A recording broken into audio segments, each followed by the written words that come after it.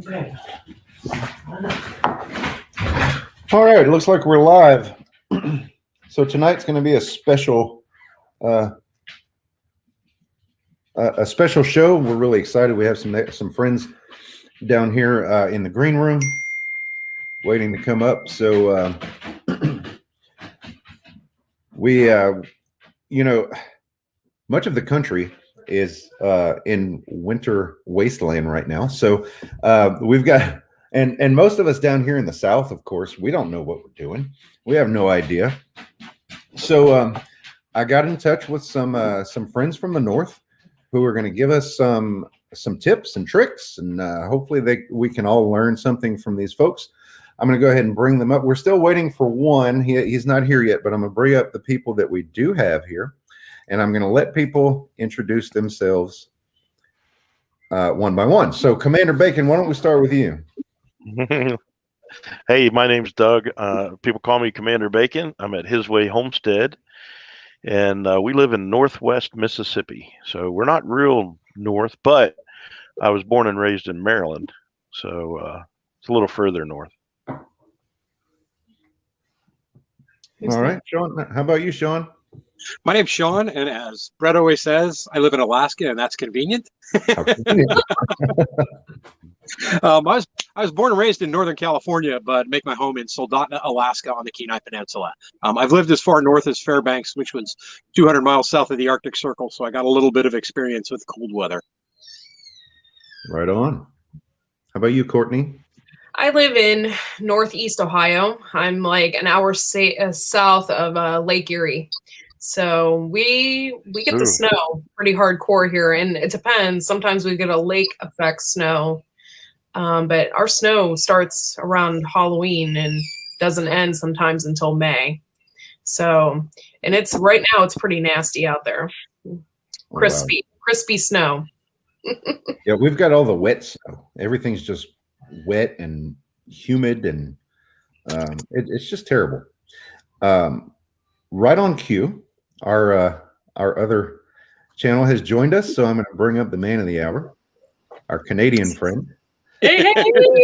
The other Sean. Hi, everybody. Sean, why don't you introduce yourself? I missed you, Brett. Why don't you introduce yourself for us? Oh, hi, I'm Sean. I'm North Shore Preparedness. I'm in Ontario, Canada, about a mile and a half north of Lake Ontario, about an hour outside of Toronto. And I understand we're here to discuss with our southern friends, cold weather living. Well, we most certainly would appreciate it if you guys could give us any tips and tricks, because don't know if you guys from the way north, especially if you realize us down here in the South, we don't have the infrastructure that you have. We don't have salt trucks. We don't have snow plows. We don't have, very few of us even have snow shovels. The other morning when I was getting ready to go to work and defrosting my truck, I de-iced my windshield with a putty knife because I don't have whatever you use to to properly de-ice your windshield. We need to send you some snow scrapers. Well, for sure. Yeah. The fact that I don't even know what that is should tell you that I need it. Here's a pro tip, Brett. Here's a pro tip. In a pinch, put your defroster on your windshield first, and if you don't have a scraper, don't use the putty knife because that can scratch your windshield unless it's a plastic one. Go ahead and use an old credit card. Yep. Credit card. Yep. That's what I normally do when the ice is thin. This was like freezing rain ice, and it was really getting a grip on there. I mean, I was taking off probably half-inch thick sheets of ice. If you know the ice is coming and it's going to come the next morning and you got to get up and drive, the other cheater way to do it is throw a piece of cardboard over your windshield, or even an old blanket or something over your windshield, an old tarp, and then that way you just peel that back and you've got nothing on your windshield to start off with. That makes sense. Yeah, use an old tarp or a blanket and open your both of your front doors, tuck that blanket in, close one door, and then go into the other door, pull it in and close the other door, and then your doors will hold that there. So when you open your doors, you can just pull that blanket or tarp or sheet or cardboard or whatever it is off. And see, something like that crossed my mind because I'm pretty ingenuitive. when it comes to stuff like that. But I was so concerned that that would freeze to the windshield, and then I would be totally screwed. Or you could just be like me, and I have defroster in my windshield wiper fluid. So I just keep spraying that on there, and I blast the heat on my windshield and let my car run for about a half hour. What? See, okay. Yeah. See, I wreck had my windshield wipers every year. is that a Remote remote start. Automatic start. Yeah. Yeah. So I didn't have one when I first moved to Alaska years ago. And then I went from here to Texas, and everybody in Houston had a remote start. And I thought, why do you have a remote start? And theirs was for the exact opposite. So the air conditioner would come on and cool the car down before they got into it. Yeah, see, that would make sense on a normal basis for me with the air conditioning. But yeah, no, I ran my truck for a good 45 minutes the other morning, and with the defrost, and I actually have a spray bottle of alcohol because alcohol, when you add alcohol to water, it has a lower freezing point. So yeah, and here's a great tip: if your if your lock is frozen up, hand sanitizer, shoot that into your lock, and it'll thaw it out in no time. Okay. My locks weren't frozen, but my handles were. Yeah, it'll work anywhere. That's a great hack. Yeah, and everybody's got a hand sanitizer nowadays. Yeah. Right. Unless it's in your car. Yeah, yeah. we have a metal building out back, and one day I went out there and it was froze up. I couldn't even get the key in it, and I shot some hand sanitizer in it, and in no time I was able to get the key in, and everything worked fine. So awesome. Yeah, see, Brett, that's one of the things that we do have up here in the northern climates is, the reservoir for your windshield washer fluid. Yeah. We have windshield washer fluid that is rated -40, -45, and -50. yeah. With de-icer in it for the bad times, right? I love that stuff. Yeah. I go For through the chilly days. See, we don't have that. What we have is a bug remover that goes in our windshield wiper. Well, you get more bugs than you do ice for sure. Yeah, we have that in Mississippi. We have the de-icer and the windshield washer fluid, and it's really very helpful. Well, part of what it will doing is that low temperature rated stuff is it'll not only help you clean the ice off of your windshield, frost and ice, but it will also prevent those little lines that fluid travels through. It'll prevent those from freezing. Mm-hmm. Oh yeah. Because that's the thing. Right. So when after the hurricane, Hurricane Laura hit us pretty hard, and then Hurricane Delta shortly after. But after that season, we had to get our roof redone, and when we did, we opted for the snow and ice barrier under the shingles rather than just plain tar paper. Great call. Yeah, just because we knew, what's 2020 going to bring, and it's after the new year, but it's still 2020. Come on. So we're still in the same boat. So that was really smart of us to do that. And what idea was that? Yeah. She's the brains of the organization. And she also insisted that we get a propane tank and put in the yard and put I don't know if you can see that down here. No, you really can't. But it's the space heater that runs on propane for exactly times like this. And was it like what do they call it? A big sunflower on top of it? No. This one. Let me see. There you go. I have a big wood burning stove. Yeah, that's it's like a wood burning stove, but it's propane. Oh, cool. Hey, everybody. Yeah, and I'm sorry, Sean. I was just recognizing everyone in the chat, just saying hello because I hadn't had a chance to. I'm more engaging in the panel. Oh, right. Yeah, I can't see the chat, so everybody that's there. I can't see it either, so I understand. Yeah, I apologize. I haven't given any attention to the chat either. Hello, chatters. Thank you for joining us. We really appreciate you. Hopefully, we can teach you a little something. More of these There's guys Amy. than me. There's Amy Broussard. Hey, Amy. She's in the chat. Here's a really good hack too for maybe some folks in the south who are experiencing those cold temperatures that they're not used to here right now.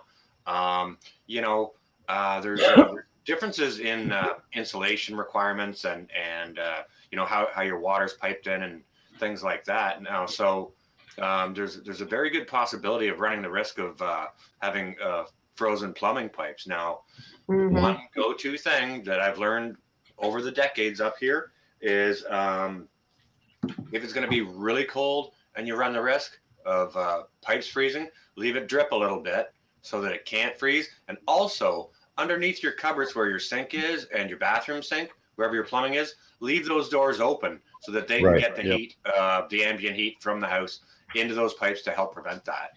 Right. Yeah. Well, and I agree 100% with you. And normally I would tell people to do that, and I still tell people to do that.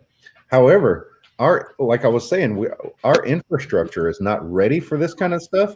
So now that everybody is dripping their faucets, we have zero water pressure. Yeah. Oh man, that's bad. I had to shower today in a trickle. It was horrible. At least it was hot. We're on a well, so I don't have that water pressure issue. But there are two things in this storm that just hit that caused us some big problems. It got down to -3 that one night.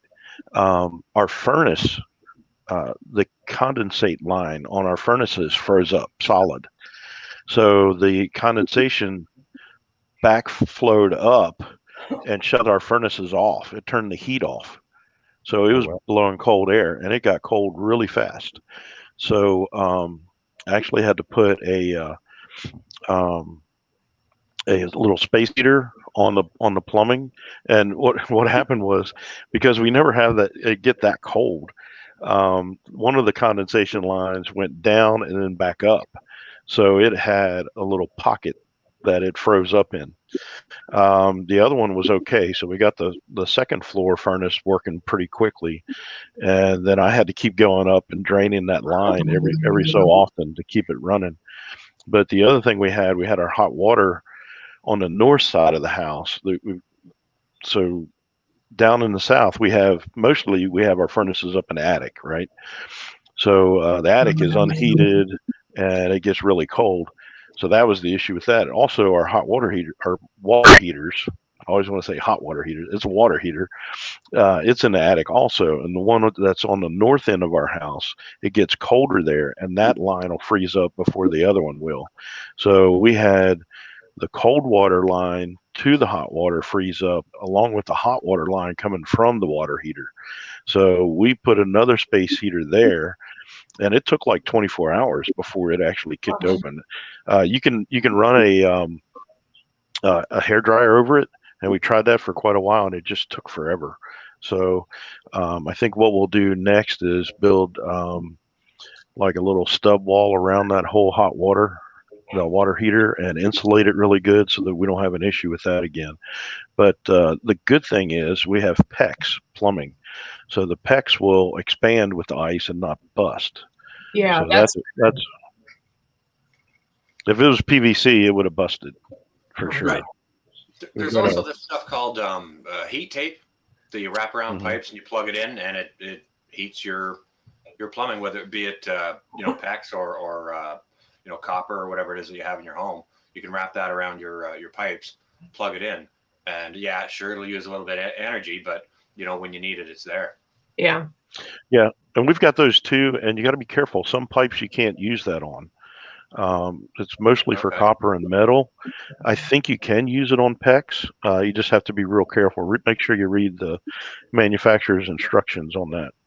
100%. Yeah, there may be a tape specifically designed for that PEX. Yeah. So Ramona Perez got a question. What do you do when the power goes out? We don't have water.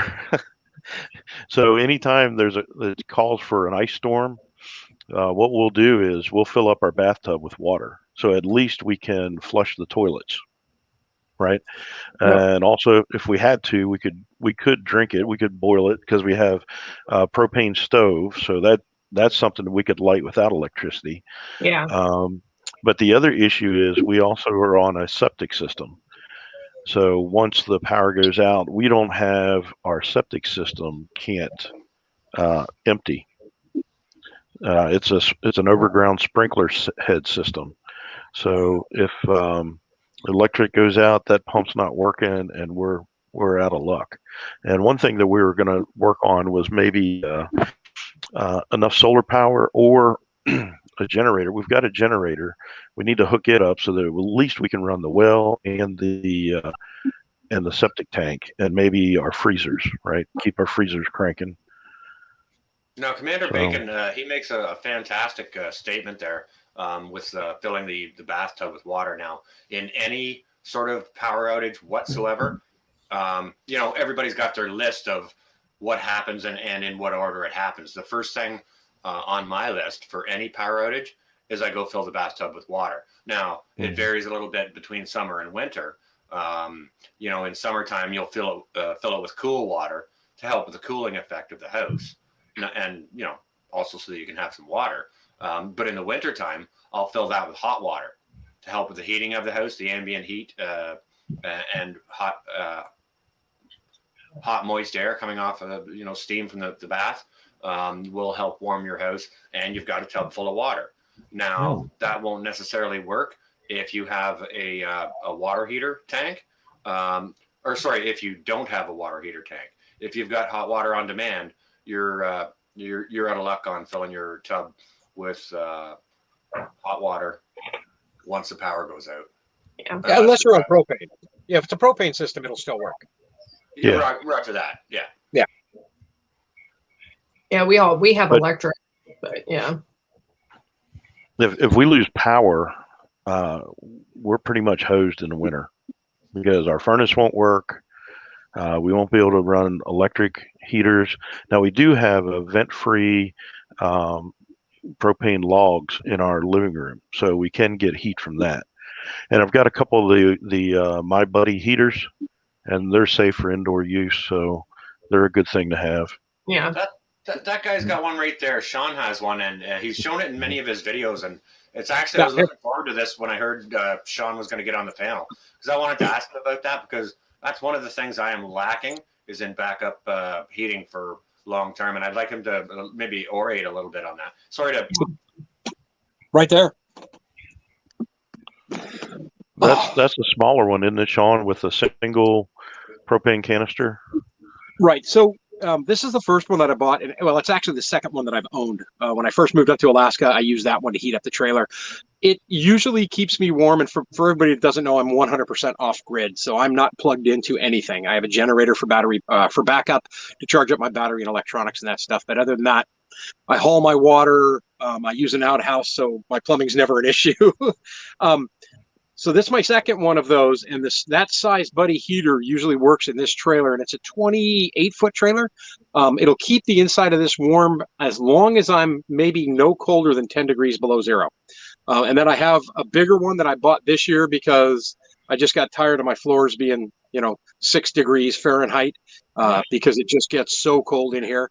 The bigger one burns a lot of propane, but so imagine your barbecue at home and you've got the bottle of propane underneath the barbecue at home. That's what I use for these.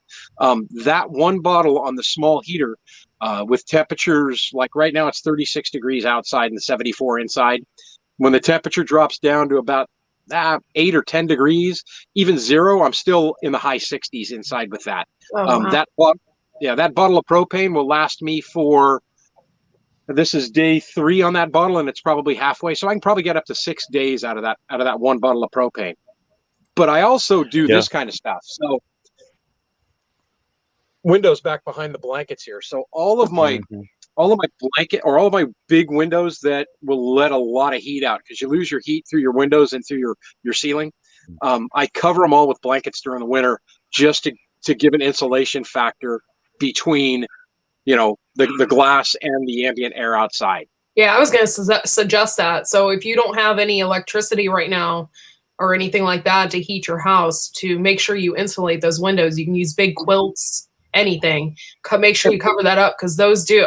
I have a lot of people don't have new windows. I have windows from like 1920 in my bathroom. Like you can feel the air coming through, and so you got to cover those up. And that's actually one thing I've always learned from my parents. They always had these big old curtains in front of their window. I'm like, why do you have these big old heavy curtains? And now that I'm older, I realize why you had them.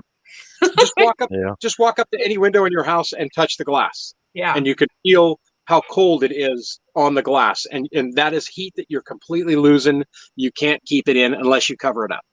Yeah, blankets is a great way to do that. Another good way to, like if a person really gets in a bad situation, not only blankets and such over your windows, and towels against if there's a door in the room or whatever, that kind of thing too. Isolate the room.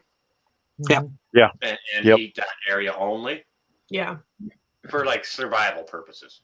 Well, and the room that you isolate, you probably don't need to isolate the kitchen, because if you have the ability to cook food, when you're cooking, you'll warm up the kitchen. So isolate a different room, one that you're going to spend most of your time in.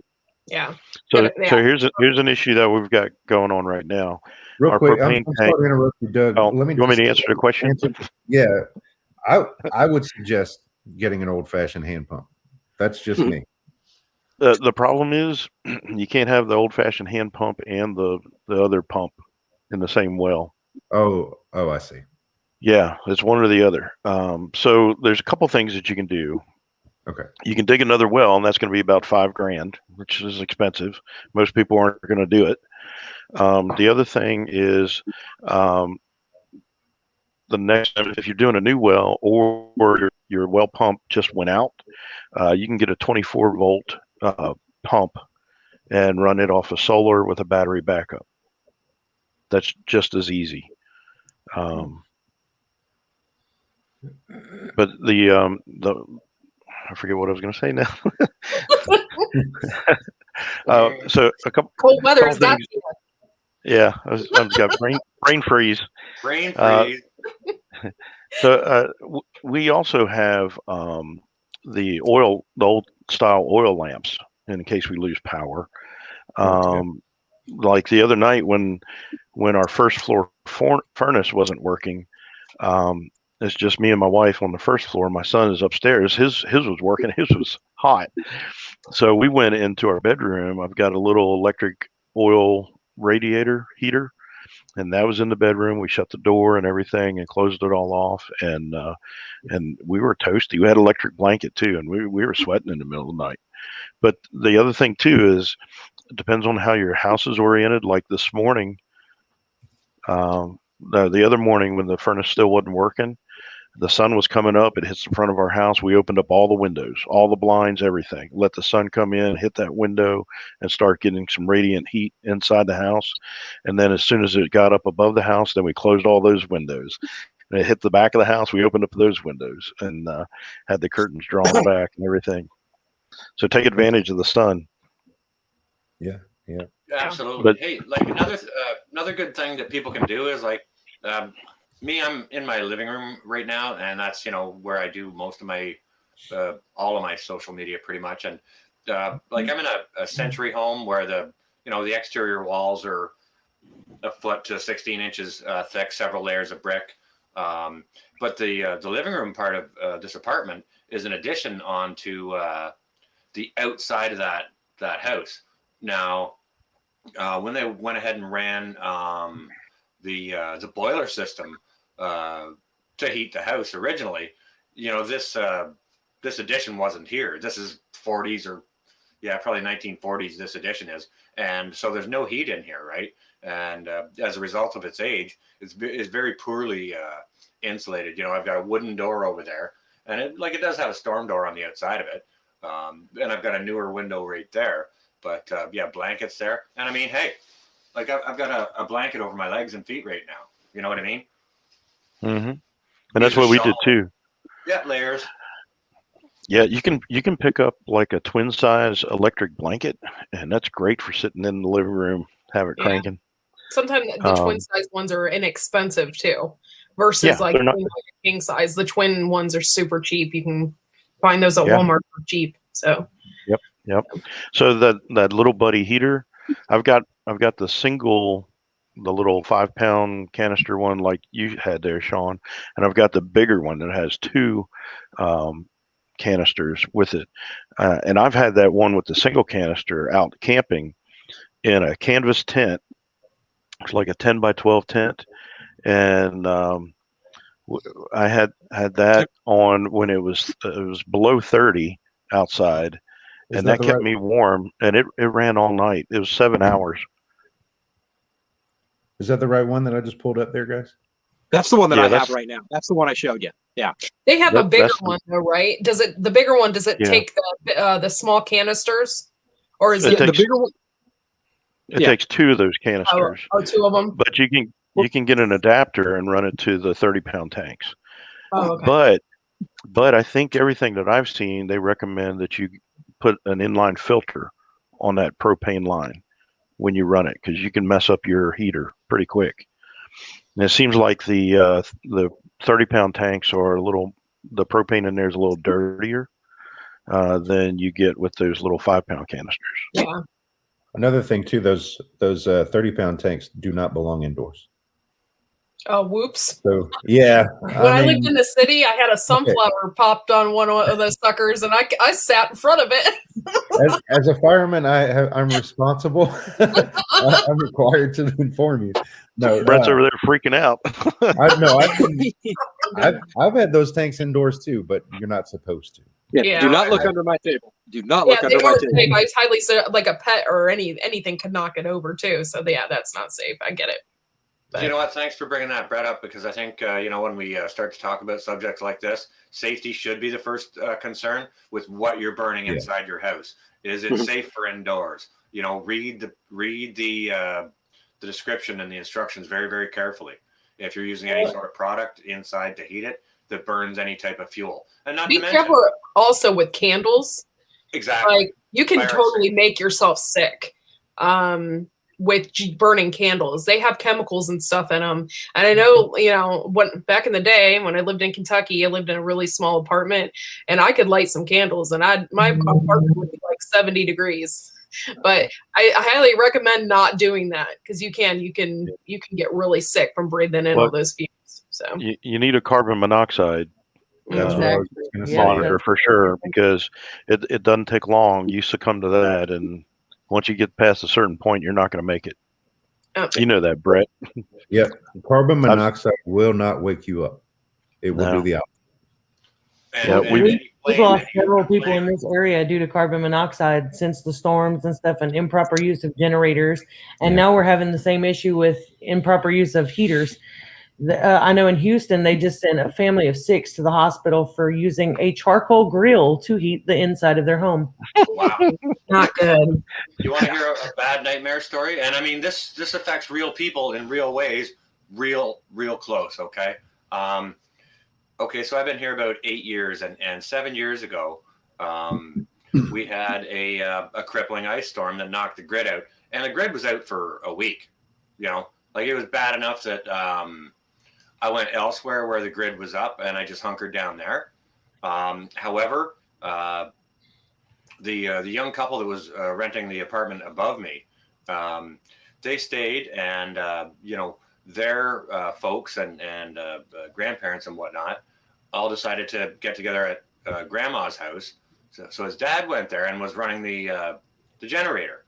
Well, instead of chaining the generator to the porch rail so it wouldn't get stolen, because that was his big fear, he was running it inside the garage. Okay. So that night, my upstairs neighbor lost both his father and his grandmother. So that's the reality of how bad cold situations can be. People just don't think. Like when you're cold and it's an emergency type situation, you have no electricity, you're thinking, oh crap, I gotta be warm. And then people just don't, like, all safety goes out the window. They just don't think about that kind of stuff. Like people were sleeping in their cars and leaving the heat on.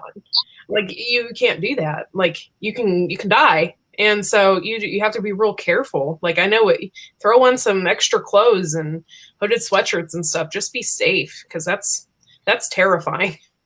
layers. Yeah, The and main thing is with stuff like that too. You want to keep the core, you want to keep from your neck to your waist as warm as you possibly can. Wear a hat because you lose a lot of heat through the top of your head. Some of us loses more heat than others. But if you can No keep insulation. the core of your body, if you can keep the core of your body warm, you're in great shape. And I was on another live chat watching some guys a couple of weeks ago, and they were talking about the cold, and it really made sense. If your feet are really, really cold, that's the blood leaving your feet to warm up your head. So throw something on your head and keep it there. Dehydration is another big issue when it gets really, really cold. The colder it gets, the less moisture is held in the air, and you're going to dehydrate yourself much quicker than you think. And it's the exact opposite. It's snowing out. You're thinking, there's no way I can get dehydrated. Keep liquids, keep fluids in you. And when it's hot, I drink warm fluids. When it's cold, I drink cold fluids to keep my body temperature in that range so it's not jumping up and down. And it seems to help for me. And that's the go-to too. People are like, "Oh, I just want some warm soup," or hot tea. Tea is very dehydrating. You have to be careful. And there's a time for that, but that's after you've warmed your body back up. Yeah. Right. Yeah, tea is a diuretic. So. Well, we drank like 3 pots of coffee today, so Yeah. If I did that, I'd be up for 3 days straight. Oh, no. Yeah, Brett. I might have to go to the bathroom for 3 days straight. What's that, Sean? I said Brett and Amy, they know that I have like 1, maybe 2 cups a day. Like on a weekend, I might have 2 cups. Yeah. Well, on a normal day, I have about 2 cups of coffee. But here lately, it's more like 2 to 3 pots. I don't drink coffee. I'm not a coffee drinker. I like it every once in a while, but I couldn't do that, man. I love it. I got to have my French press stuff. Giving the rabbits water. Yeah. Our rabbits watering system is frozen. We're finding holes in our preps. So I have 1 water bottle to feed. We used to have more. Well, yeah, I used to have more, but I don't know where they went. We loan them out and they don't come back. Yeah. So for 8 rabbits, I have 1 water bottle, and I've been going cage to cage and holding it for them to drink. Oh no. So I was That's outside not a- for about an hour. I know today. they make. I don't know if you have them down there because you guys don't get cold like this, but they make electric things to go over top those water bottles that you can plug in, and it keeps them warm. But you guys might not have it because it might not be in your area because it never gets cold there. Not like this. I'm sure that's you something know? we can order though. But it's a wire, and it goes around that plastic bottle, and then you can plug it in. I think it works kind of like heat tape does. Yeah. that Kind makes of. sense. And see, I have normally we have a, a water system, but our water system is all PVC pipe and the little rabbit nipples at the bottom. The breast tips. That's what we have. And So, they're frozen right now, all of them. Yeah. Yep. So anytime it's going to get below 30, we'll drain that system completely because you could bust your PVC. And what we have is these really thick rubber bowls, and you can get them at different animal supply places. And we set those bowls in the rabbit cages, and we fill the bowls up. Now, the reason why you want the rubber bowls is once it is frozen, because it'll still freeze up. You can flex that bowl and pop the ice out And pop it and then right fill out. them up again. Yeah, we were lucky for our chickens because we have chickens and ducks, right? So before this winter started, because we're kind of lazy, we don't want to go out there and like chop up water and stuff too. So that was a major factor in it. But we got heated elements to put in those. One of them was for like a horse trough, and then the other one was just for like regular small animals. And we hooked those up in there, and they have water all winter long without it freezing. Because right now it's for horrible. fish tanks, you can, for chicken water, if they're just all being fed out of a bucket of water or something for their daily liquids, like a fish tank immersion heater. Yep. Yeah. We'll keep that thawed out in the winter, and you don't have to set it very high. Yeah, you might be able to find that right now. I don't know. Like with you guys down there, like who knows what they have in the store? Like up here, you can get that kind of stuff. You can get those water heaters and all that. But I'll tell you, by the weekend, we're going to be back in the 70s. it's gonna be 80 on the weekend. Seriously. Like here, it's supposed to be in the 50s next week. So That's the struggle. You don't want to put a whole lot of effort into it when it's just maybe 1 week. Yeah. But Right. That's a great subject, one thing that I wanted to do, with our rabbit waterers, because it's the PVC system like that, I wanted to make it where it's like a small pond recirculating pump. And because I have it all just gravity flow, there's a 5-gallon bucket hanging up, and it gravity flows through all the pipes, and the rabbits get as much water as they need. Well, I Right. wanted to drain into a bucket down below and have that's heated and have it recirculate constantly warm water. That's what I want. And I've Yeah. never got it finished yet. So I keep saying that I'm going to do it. And there's so many projects during the summer that I never get to it. It takes it a step further from the plans that I had, because the plans that I have PVC that goes across the top and then a drop with those brass fittings on them. One on each side, because there's 2 cages there. You know what I mean? But as of So, right now, we yeah. don't have a valve to drain them. I want to extend those, and put a valve at the bottom to where I can just flush those out. Well, you're going to have your Yep. chance this weekend because they're all going to be busted and you're going to have to rebuild. So, Yeah. Yep. And Sorry, I think babe. we didn't get a chance to drain ours either before this cold snap hit. And but here's the thing I do too on that PVC fitting stuff. I don't glue the fittings. I leave them unglued, and sometimes they'll leak a little bit, and maybe you can put some Teflon tape in there and help glue it. But if it does freeze, what'll happen is it'll just pop those joints apart, and it won't bust the pipes. So That makes sense, because that's not pressure. Yeah. Huh. yeah. That's really important to remember, guys, too. Like, not only our host and hostess here, but Commander Bacon pointed out as well that, situations like this, especially for areas that aren't used to it, you got to remember it's temporary. It's not going to last a whole long while. Look at your long-term forecast. Listen to what the weather stations are saying. Prepare for it for sure. And prepare for it for whatever duration it's going to be, plus a little bit. Because, like I say, there's going to be a beginning and an end to it. Yep. Big Dream says if it's 70 degrees next week, she's heading down here. So be here by Wednesday of next week. Pack up. So And we're going to be below zero that's by the why weekend again. Yeah, so that's why we didn't really want to invest a whole lot of money in that recirculating pump and the heater and all that. It's just as easy for a week to use those rubber bowls. Yeah. Now, we've got some feisty rabbits that'll flip those bowls as soon as you put them in there. It's really annoying.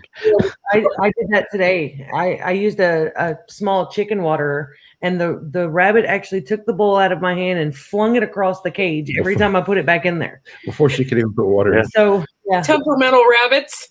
No, Yeah. I did break off icicles that were forming on the sides of the shed, and I was putting them in there, and the rabbits would eat them. So that's one way to get water. She gave them lots of fruits and vegetable treats too, Yeah. so that they could get the water from those. Yeah. How many rabbits do y'all have? Well, we have 8 right now. One just had babies a couple of days ago, and I'm not sure exactly how many babies she has because they're buried in hay and fur, and I won't move them. You don't want to get in there right now. Yeah. Not Somebody in the today. chat asked who in the panel has any livestock, and I have to admit that I'm not one of them. Like, I live in an apartment sort of in town, and I can't keep any livestock. However, I grew up on an operating beef and hog farm, so I do know about keeping livestock and things like that. But I had a point to make, and I completely lost it. Well, we have. It's about feeding livestock, especially chickens, maybe in colder weather. Feed them warm food. Like hot oatmeal for chickens and creatures of that nature. You can feed those warm food, which will also help. Everyone knows that chickens and turkeys and ducks and whatever, they go through their cycles and how they lay, especially when the weather gets cold. And when the cold hits, their production will dip for sure. Now that's one of the ways to bolster their continued laying is by feeding them warm foods. Nice. Well, I'll be able to let you know for sure next year at this time because I'm getting chickens in April. So we'll see what happens. How they winter in Alaska. And they do. Everybody up here. Up there? That's just rude. You're going to put those poor chickens up in the snow in Alaska. That's just There's- mean. Everybody up here has chickens. I'm like the last guy not to have chickens. Speaking of chickens, we were supposed to receive our order of meat birds today. 75 chickens. You're getting them from Meyer, right? Yeah. Mhm. They I got just pushed saw the back a week. post. They just posted that they're not shipping them. Yeah. Right. So I'm so thankful that they're waiting. Yeah, because if not, I'd have 75 meat chickens in my office chirping all night. So, That would not be a So- pleasant experience. so we have Once we had chickens in the living room. That was interesting. we have probably close to 50 meat rabbits, and Wow. we have 30 chickens, 10 ducks, and a handful of quail. Just a lot of quail, and so we've got some temporary shelters, right? And mostly we're just trying to keep the sun off of the birds. Over top of the quail cages, I had a 10 by 20 canopy, and while I was out feeding the rabbits yesterday, all of a sudden I heard this huge crash, and the canopy collapsed underneath the weight of the snow. Oh no. So yeah, but it didn't hurt the quail. It didn't hurt the cages or anything. It was a mess to try to dig out from underneath of it. So if you do have temporary shelters like that, make sure you take the effort to get the snow off them, because they can't support that weight. I think what happened, one of our flying ducks landed on top of the peak of it, and it was enough to break the camel's back. Yeah. And Now, in that's Sean's another case, when thing he that builds his chicken coop, he's going to have to keep it in mind to build it structurally sound. Yeah. You know, in case if he's at work and they get a foot of snow, so that it can bear that load. Right. Yeah. It's Or a steep, reason there. steep enough roof that it'll shed off. Yeah. Another thing that I wanted to mention too about how our infrastructure is different. Our roofs are not built for snow and ice load at all. How are you So- dealing with that then? Like, how does that? Us personally, we're doing fine. I haven't heard We had anything. like an inch or inch and a half of ice. It really wasn't horrible. It was a mix. It was snow and Sleet and freezing rain. freezing, And it's just a lot of Alaskan caca.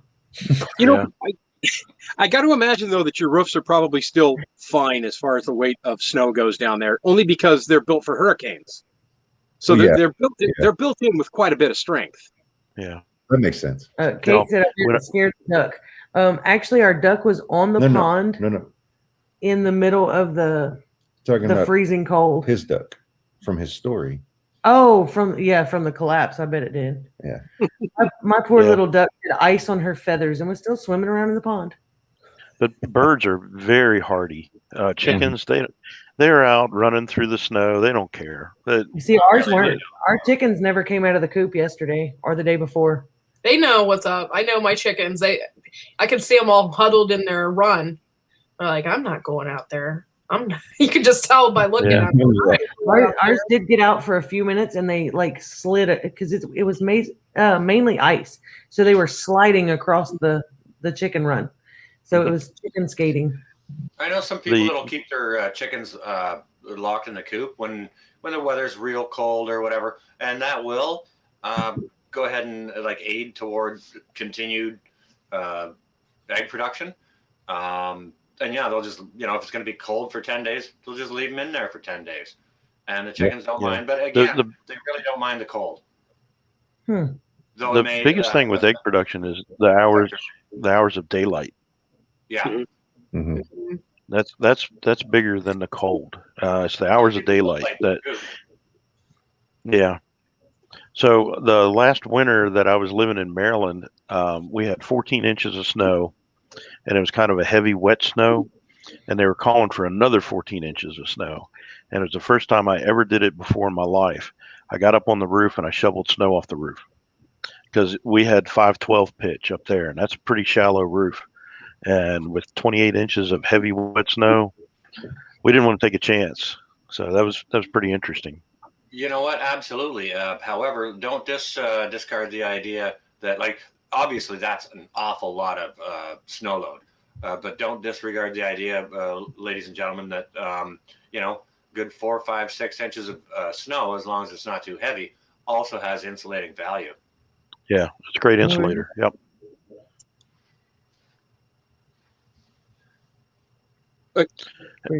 Dad, you'll get And it. what We'll figure my it out. hands shrink up in the cold. My hands get really small. I shrink up in the cold too. My hands are still the same size. All right. I'll be right back, guys. Hold on 1 second for me. All right.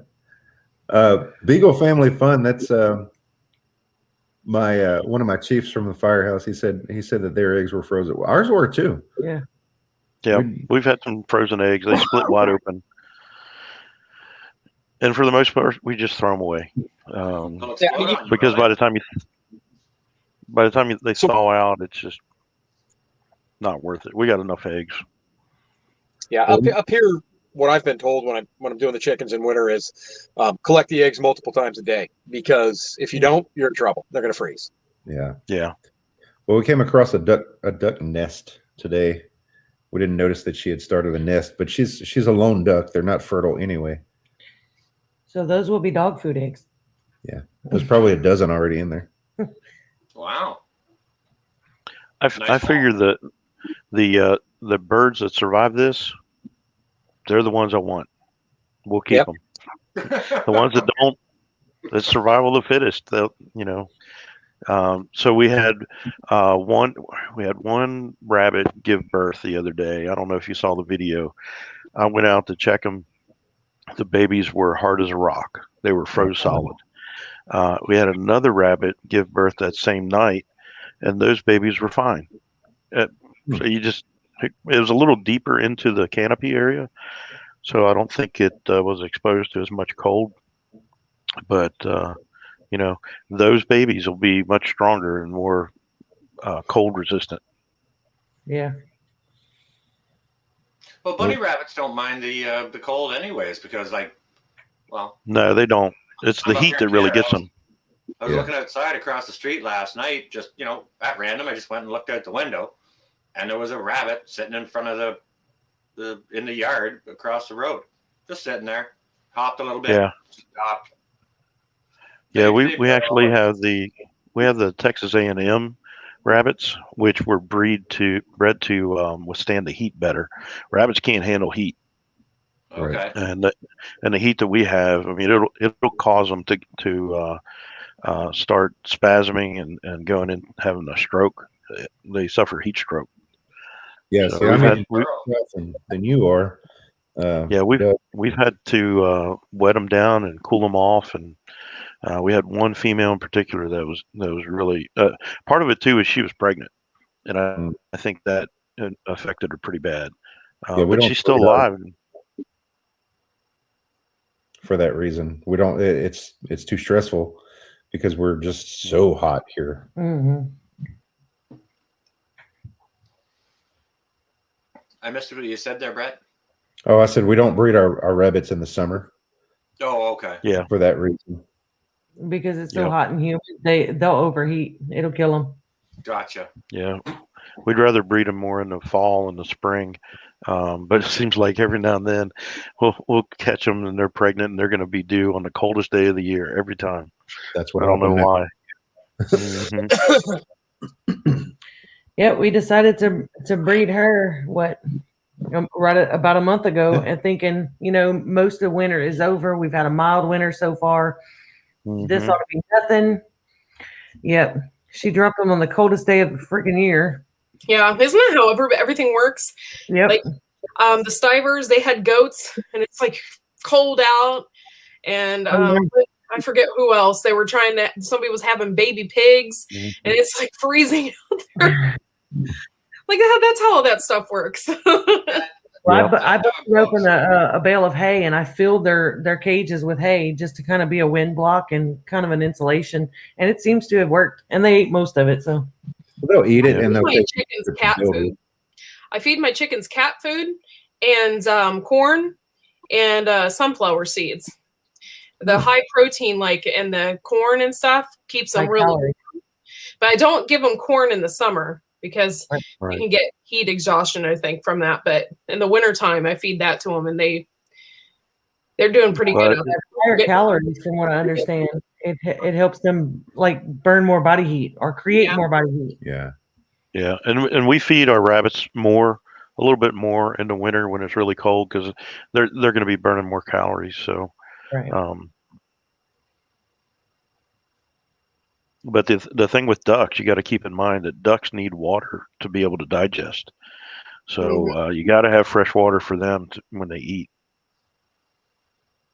Yeah, they use that water to keep their nose and their beaks and stuff clean too, and that's how they swash around in the water, their heads in the water to keep all that clean. They got to do that. So yeah, ours are dirty right now. There's no hope for them to be clean. And next week they can take a big bath.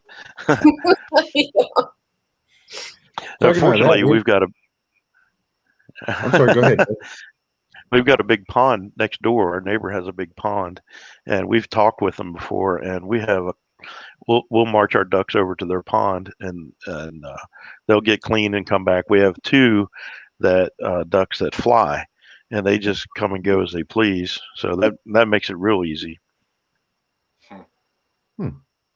Yeah, I have 8 ducks, and they're khaki Campbells, and one or 2 pecking. One pecking, she's disabled, and she kind of so we got her from somebody else, and we saved her, And so one day we were looking out there, and we used to just let our ducks free range, but we had a raccoon problem, so now they're in an area. But one day we were outside, and all of a sudden this mallard duck just flying from, I don't know where it came from, but it was just hanging out with our ducks. I'm like, it must have been lonely. Just had this random mallard duck hanging out with my ducks. Yeah. There's some Texas whistlers that come hang out at the pond with our duck. Yeah, that's cool. Yeah. No, but I was going to say, fun facts, just a little side note. Birds can't swallow. They rely on gravity to eat and drink. I don't know if you knew that. Yeah. There's no peristalsis there? Nope. They can't force anything down their throat. If you watch a chicken drink, she'll put some water in her beak and then look up at the sky, and that's what they're doing. They're just letting it fall down their throat. Okay. They also don't have any taste buds. So like a lot of people feed their chickens cayenne pepper in the wintertime, and it supposed to give you more eggs. And I mean, I haven't done it yet, but I plan on growing cayenne. Great wormer. It's a natural wormer. Yeah, I'm excited. I'm gonna try it out. See if if I get more eggs out of it. Yeah, birds can't. They can't detect the capsaicin. Yeah, Setting yourself up for a Spanish omelet. That's exactly. I'm thinking huevos rancheros, right? That's what you call pre-seasoning your chicken. Yeah, that's how you season them before them. Yeah. Awesome. Well, guys, is there anything else that you want to share? We've got about 7 minutes left. If anybody in the chat has a question, perhaps. Any questions from the chat? Also, let us know when and where our Commander Bacon. I say that because of you and your non-channel name there. Remind us and tell us when you go live if you have a scheduled live stream. Me? Yeah, we'll start with you. Here, let me do this real quick so that everybody. I did give you mod privileges too. There we Commander go. Bacon is his way There home. you There you go. There we So go. yeah, we're kind of hit or miss sometimes with our live streams, but we do a live stream every Sunday evening at I'm not sure what time it is. 7. It's either 7 or 8 o'clock.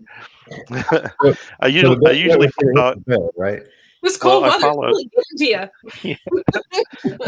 I try to follow K&R destinations, and I can never remember what time they have their live stream. So 7 or 8 o'clock Sunday. Hey, subscribe and smash that bell, and then you'll get a notification. That's the best way. Now you're talking like a YouTuber. I don't think I've said that once yet, but I should practice. Yeah, you should. You totally should. So the gist of our channel is, we've got a small homestead on 2.5 acres. We have all kinds of different livestock. We do a lot of gardening. We have a freeze dryer that we freeze dry a bunch of stuff. We do a little bit of everything. So our channel is more like a vlog, but we try to do things the natural way. We try to do things God's way. That's why it's called His Way Homestead. So Sunday nights, we review all the prayer requests that are on the community tab post and let everybody know what's going on. So tomorrow morning, Robert Castleberry, PAD Outdoors, is having surgery tomorrow. So if y'all pray for him. But you can go to our community tab and check out that post with the prayer request and use that as your prayer request list. And then, everybody post on there in the comments what you have a need for. So we put a new one out every week, and then we review it on Sunday. That's a great idea. We got a lot of crazy stuff going on here. We just got 2 new puppies that are keeping us up all night. And nothing like trying to potty train puppies when it's so stinking cold outside. You can't take them outside. So we not want to go out. Yeah, we had to get the pee pads. I mean, right now the snow that's out there now, it would be over their backs. So. Oh wow. Ramona Perez is asking who in the panel is from Texas. We don't have anybody on the panel from Texas. I'm the closest, I believe. We're southwest Louisiana, but Ontario, Canada here. We're about. I'm in the only state bigger than Texas. Say again? I said I'm in the only state bigger than Texas. Hey. I know better than to mess with Texas. and we're in Northwest Mississippi. We're close to Memphis, Tennessee, actually. So. Oh, so yeah, okay, yeah. You're over there by Southern Blessed. Yeah, he's not too far away. We got a cat over here. I saw it. Yeah. Let's see the camera.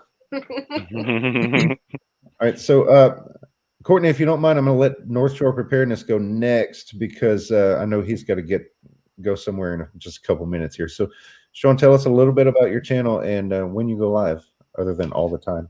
Okay, I have had a regular live stream on Mondays at 7 and then Saturdays at your Eastern time. 10 p.m. Eastern Standard Time.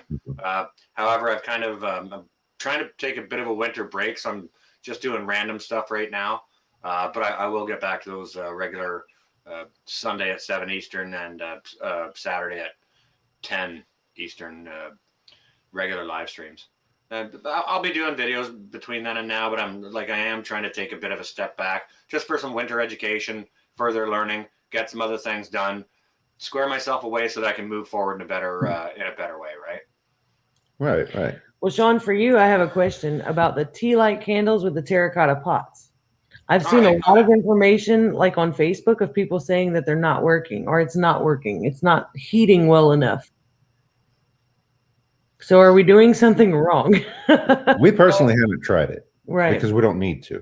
Okay, hang on a second. I'd actually like to answer that question. And if maybe one of the moderators can go to my channel and find my video on that and put the link up for that for anyone else who'd like to view it.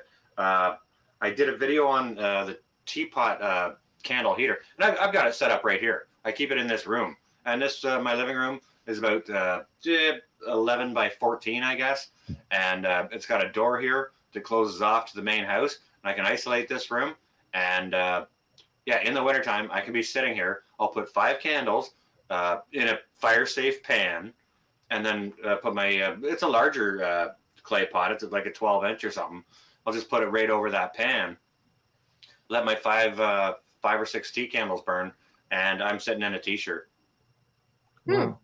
And Nice. the top of that the teapot, or the bottom, because you invert it obviously to put it over the candles. The bottom of that teapot, you're gonna have to check the video, but it comes in over 200 degrees. So and those cheap dollar store candles burn for 4 or 5 hours. Wow. So when I talk about isolating a room and a simple teapot heater. And like Sean mentioned, he's got blankets on the windows. All those things, you know, in a very, very bad situation, might not save your plumbing, but it can save your life. Yeah. Right. And that's what I'm thinking. I think people are expecting it to work like a wall heater or something. No, it's not It's going to not work going like to heat your that. house. No, You no, can't but put it's them going to in keep you every from room. freezing to death. It'll stop you from freezing to death. Now, Right. depending on how many candles you have and how many pans and how many clay pots, you can go ahead and you can put them in every room of your house if you want to. But like if you're just looking for survival, isolate a room, light up one of those, cover any of the windows and doors with heavy blankets, and you know it'll prevent you and your family from freezing to death. Also, Right. put a tent up. Like say it's in a bedroom, put a tent up. Everybody get inside the tent. If you're in a if Yeah. you're in a really bad position and you're on the verge of really being compromised with cold, you can take one of those emergency blankets, the plastic looking shiny silver stuff.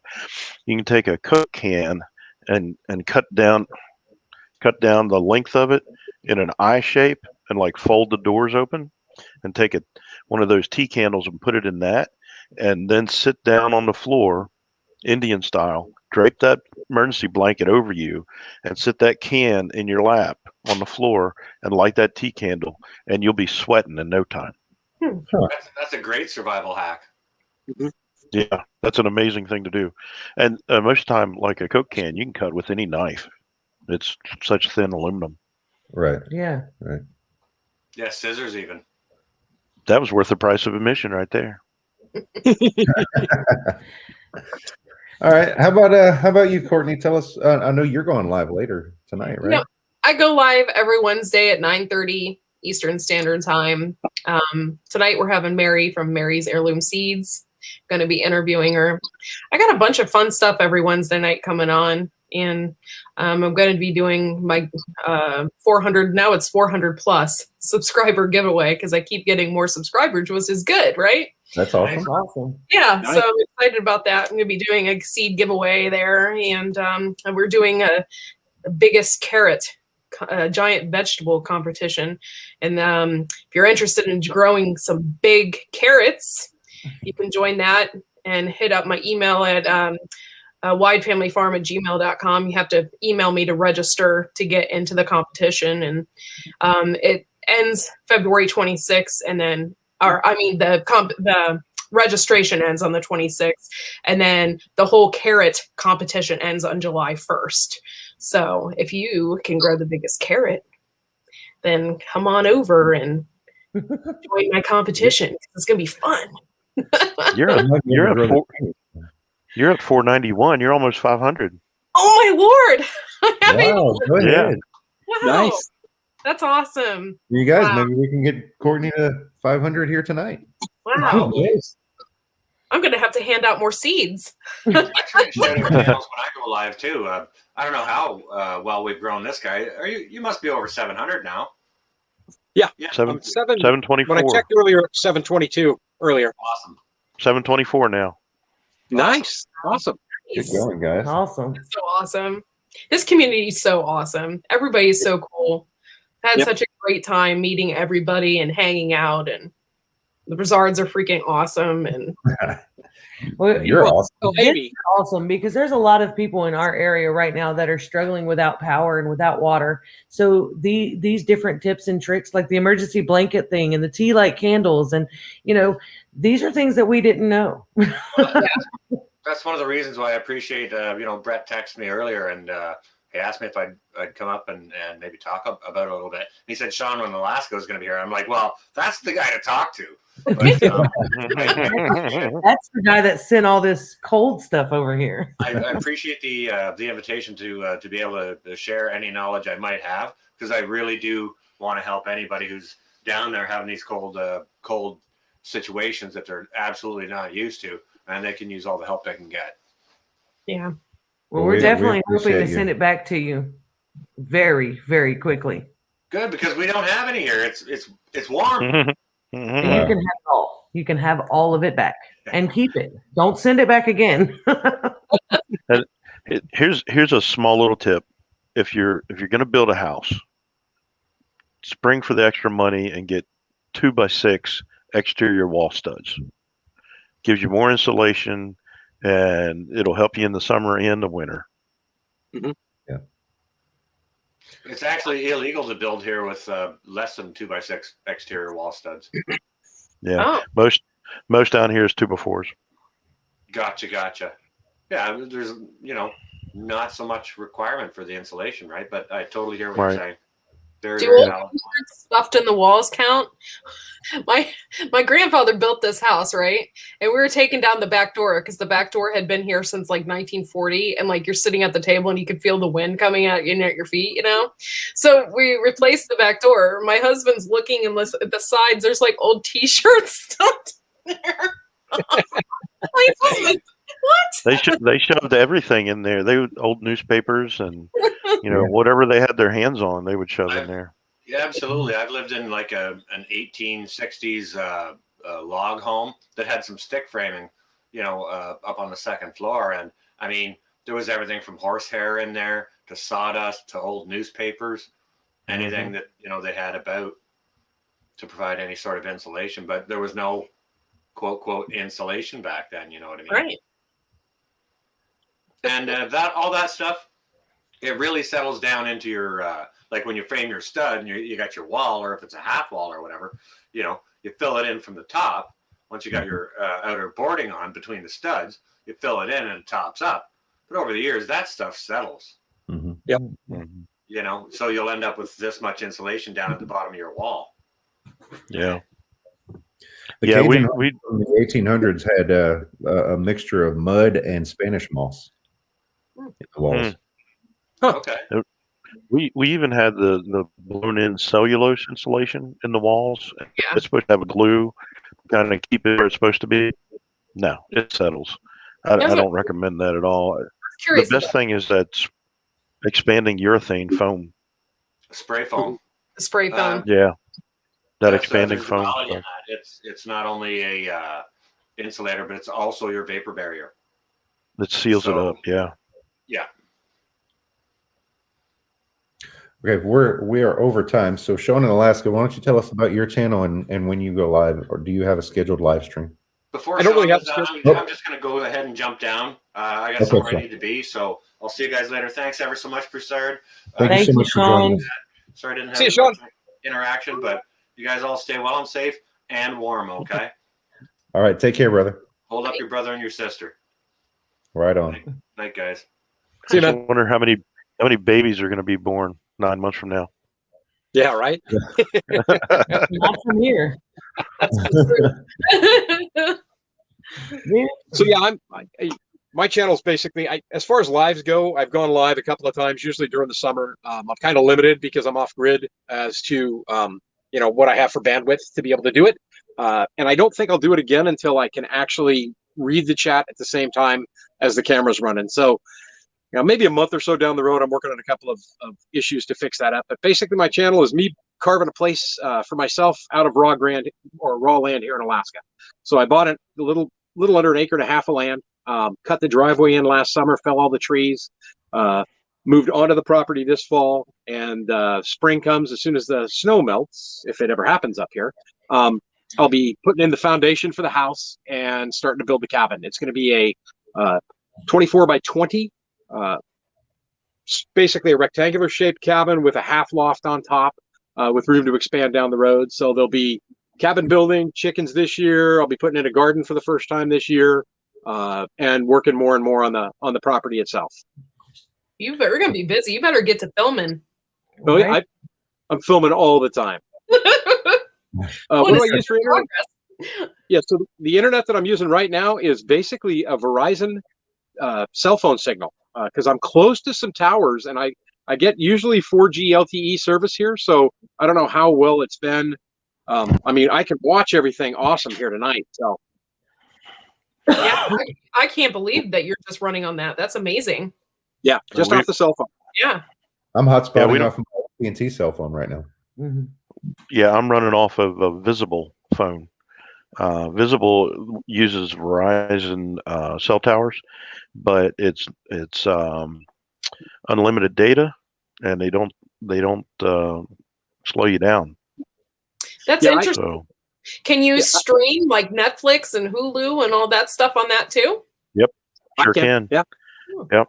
Now check what it. I did, I got a router, a RAV router, so that I can hook more than one device to it.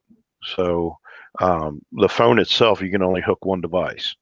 So the router connects to that, and then I can connect like 5 different devices to the router. But yeah, we have horrible internet here. Yeah, that's Yeah. true. Yeah, for me, I've got unlimited data and text and all that stuff on the phone when I'm just using the phone. But when I hotspot, I'm allowed 15 gigs. So I've got to be kind of selfish with that because my videos are usually 1.5 gigs each when I upload them. So I got to be careful how much I use and how much I stream on it. But I guess T-Mobile's got a program now where you can get 100 gigs a month for $50 a month. And I thought I had that locked in, but there were some issues, and then it turns out that they don't actually work in Alaska. And I'm all, Oh, man. This Visible is unlimited hotspot, and it's $25 a month if you have 3 other people in your network. So if I just if I did 3 different connections and just paid the $75, it'd still be cheaper than buying the extra data. Yeah. Yeah. Well, what it is, for every person they knock another, was it $15 off? Something like that. It starts off like $75. It starts off $40, and it's for every person that you sign up, it's another $5 off. So it gets you down to $25. Oh, cool! I'll shoot you off an email, Doug, on that and find out if I can get some more information on it. Yeah, it's a heck of a deal. A lot of the RV folks are using that. Yeah. They never know what kind of internet they'll have. Right. That makes sense. That's cool. All right, Amy's going to share the channels again from here tonight because Courtney, you have 498 right now. No way. Oh, my God. You're so close. Man. 2 more. Come on, people. Seeds to give away. Holy moly. I wasn't expecting that. I'm gonna have to double check and make sure I'm subscribed to you, Courtney, because I don't know for sure if I am or not. So I'll be I know we're $4.99. friends on Facebook, so yeah. I'm already subscribed to Courtney. Yep, 2 more. cool. Come on. Somebody has to sign up. So I cool. know we can do it. Right now, I'm working on Beagle Family Fun. Are you signed up? Come on. Big Dreams Homestead. Come on, sign up. Somebody. Peanuts, Peppers. Come on, Christy Betts. She's a subscriber of mine. Let's see. You just need 2. Just 2. I know. This is crazy. I got wasn't expecting that. Holy moly. You're at 501. You got Yeah, it. you got For real? it. Wow. That's so great. Yeah. Thanks, guys. Oh. Yep. That's so great. What about Sean? Uh-oh, did Sean freeze up? Yeah, hang on right here. Okay. Okay, you're at 502 now. Oh, okay. Thank you. How close are you to a landmark, Sean? Well, I'm at 720 something now, so 750 will be my next big one.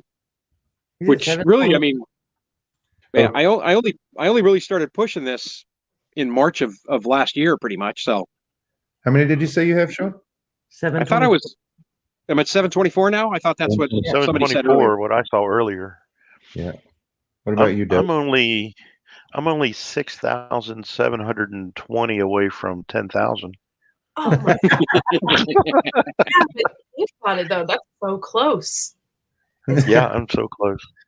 I think we're at 35. Don't even ask me. I didn't even look. Yeah, so we're doing pretty good. We're doing better than I thought we would. Anyway, so Shorts helped us out a lot. Who's that? The short videos have helped us out a lot. Really? We're at 3,284 right now. Nice. So it's been kind of crazy.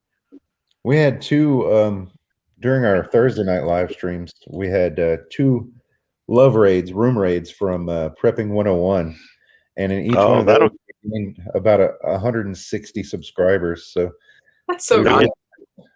He'll get you some for sure. Yeah.